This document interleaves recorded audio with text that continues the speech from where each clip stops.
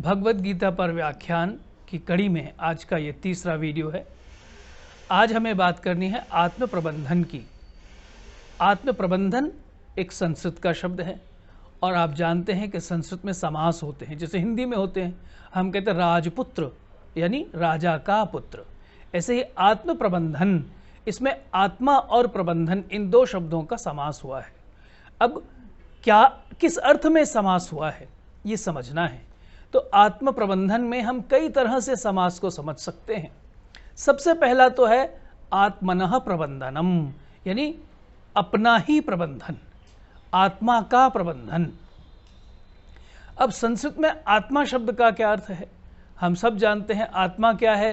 वो तत्व है जो शरीर को चेतना प्रदान करता है, जिसके होने पर शरीर जीवित रहता है और जिसके न होने पर शरीर मृत हो जाता है।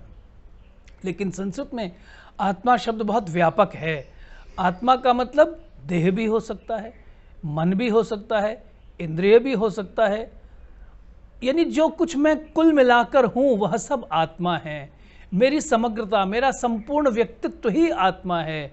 मैं खुद, मैं पूरा आत्मा है। जो कुछ मैं की परिभाषा में आता है वह सब आत्मा है। इसलिए आत्मा का प्रबंधन का मतलब इंद्रियों का, शरीर का, मन का, बुद्धि का प्रबंधन।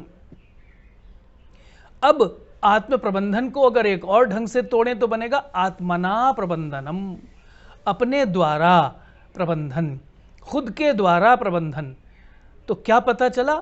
अपने आप ही अपना प्रबंधन करना है। यहां पर हम आत्मा शब्द को उस शरीर को चेतना प्रदान करने वाले तत्व के रूप में, जीव के रूप में, पुरुष के रूप में ले सकते हैं।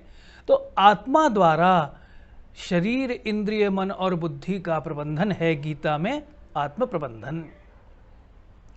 इससे एक बात और समझनी है कि हमें खुद ही अपना प्रबंधन करना है। कोई और दूसरा आकर हमें नहीं समझाएगा कि क्या करना चाहिए, क्या नहीं करना चाहिए, कैसे करना चाहिए, हम क्या गलत कर रहे हैं, हम क्या सही कर रहे हैं। कोई दूसरा नहीं बता सकता। हमें खुद ही इस बात को समझना होगा, तभी प्रबंधन हम अपना कर पाएंगे। फिर एक और ढंग से इस समास को समझा जा सकता है आत्मने प्रबंधनम, अपने लिए प्रबंधन। ये हम जो आत्म प्रबंधन कर रहे हैं, अपने आप, अपने द्वारा खुद अपना प्रबंधन कर रहे हैं, ये अपने ही लिए कर रहे हैं। इसका प्रयोजन हम ही हैं, इसका फायदा, इसका लाभ हमें ही होने वाला है, किसी और को नहीं होने वाला। इसलिए आत्मने प्रबंधनम भी इसको समझा जा सकता है। इस सब के पीछे रहस्य है, इस सब के पीछे एक बड़ी गंभीर बात है। वो ये कि इंसान संसार में जब काम करता है, रहता है, तो कई तरह की समस्याएं उसके सामने आती हैं। कई परिस्थितियों से उसे जूझना पड़ता है। कभी आर्थिक, सामाजिक, राजनीतिक स्थितियां उसके सामने उत्पन्न होती हैं। पारिवारिक, मनोवैज्ञानिक, मानसिक स्थितियां उसके सामने उत्पन्न होती हैं। तो उन सब का प्रबंधन करना है, उन सबको संभालना है। इंसान क्या सोचता है कि अगर मैंने अर्थ का, धन संपत्ति की व्यवस्था कर ली, अर्थ का प्रबंधन कर लिया तो मेरे लिए सब कुछ हो गया। तो वो आर्थिक प्रबंधन पे जोर देता है। फिर चलता है तो अन्य लोगों का प्रबंधन करने लगता है। वो सोचता है दूसरे लोग मेरे काम में किसी प्रकार से विघ्न ना उत्पन्न करें, दूसरे लोग मेरे काम में किस प्रकार से सहायक हो सकें। तो ये मानव संसाधनों का प्रबंधन करने लगता है।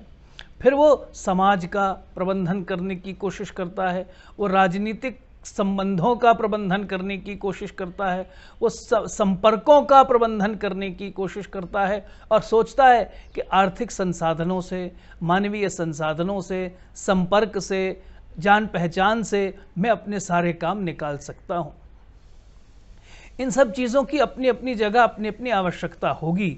लेकिन किसी भी काम को करने के लिए, किसी भी परिस्थिति से बाहर निकलने के लिए, अनुकूल को और अनुकूल बनाने के लिए, प्रतिकूल को अनुकूल बनाने के लिए मनुष्य को जो सबसे ज़्यादा ज़रूरी है वो है अपना प्रबंधन करना। क्योंकि कोई भी काम हो, किसी भी प्रकार की समस्या हो, कष्ट हो, कठिनाई हो, उन सब में जो सबसे महत्वपूर्ण तत्व है, जो सबसे महत्वपूर्ण व्यक्ति है, वो व्यक्ति खुद है। जब वही ठीक नहीं होगा तो वो न अर्थ प्रबंधन कर पाएगा, ना वो मनुष्यों का प्रबंधन कर पाएगा, ना वो स्थितियों का प्रबंधन कर पाएगा। तो इन सारी चीज़ों का प्रबंधन करने के लिए पहले व्यक्ति को खुद अपना प्रबंधन करना ज़रूरी है। तो भगवत गीता ने यह बताया है कि हम खुद अपना प्रबंधन कैसे कर सकते हैं। यही विषय है आत्म प्रबंधन का। अब ये सब कैसे होगी प्रक्रिया, इसकी चर्चा हम अगले वीडियो में करेंगे। धन्यवाद।